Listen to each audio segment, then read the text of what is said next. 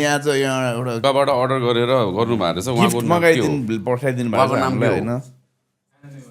होइन anonymous anonymous राम्रो नाम रहेको छ थर पनि भन्नुभयो त्यो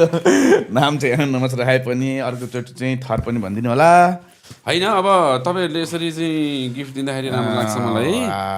तर आफ्नै आफ्नै दिए भए हुन्थ्यो अब मैले क्षितिजको अनुहार लिएर गएर के गर्ने आम्मामा। त्यही तपाईँहरू छिटिजको कि मैले त यहाँ त यो त टोइलेटतिर यहाँ चाहिँ यहाँ तपाईँको त टोइलेटतिर लानुपर्ने छ कि क्या किन ए ल वा दामी रहेछ दरबारवाला my god I am so beautiful man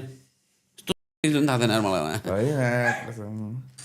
दाइ यो साप्ताहिकको बेलामा यो फोटो थियो भने नि मान्छेहरूले त्यो एरियामा हलुका थियो भने त्यो बेलामा अब्बी तपाईँ त तर यसमा चाहिँ कस्तो भन्न यो लाएर बाटोमा गयो, ए भाइ तिमी जान्छौ भनेर ए भाइ सुन न जाने हो तिमी जान्छौ म पनि तिम्रो भाइ जस्तो त हो नि भन्दै दाई भन्ठान न भने कहाँ यहाँ दामी छ यार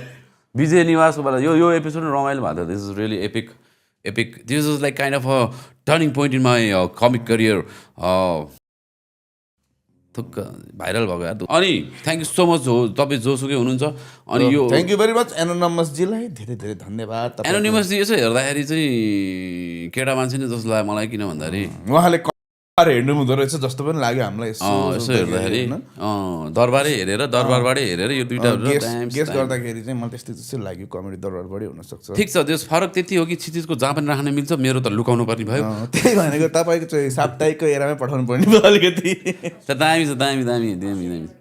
अस्ट्रेलियाबाट आएको अरे उहाँले अस्ट्रेलियामा हेर्नुहुन्छ अरे thank you so much guys thank you so much this is lovely this is more than super chat this is more than